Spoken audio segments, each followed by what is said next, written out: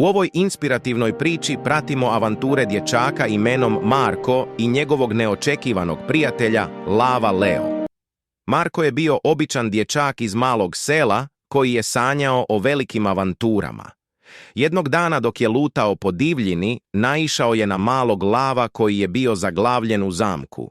Umjesto da se uplaši i pobjegne, Marko je odlučio pomoći lavu. Umjesto da se povuče ili pozove pomoć odraslih, Marko je odlučio djelovati. Koristeći svoje vještine i hrabrost, uspio je osloboditi lava iz zamke. Leo je bio zahvalan i od tada su postali nerazdvojni prijatelji. Njihovo prijateljstvo bilo je neobično, ali snažno.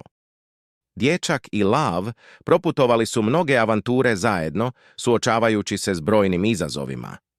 Njihovo prijateljstvo pokazalo je da se prava hrabrost ne mjeri samo fizičkom snagom, već i veličinom srca. Nadam se da vam se ova priča svidjela i da će biti inspirativna za vas, ne zaboravite.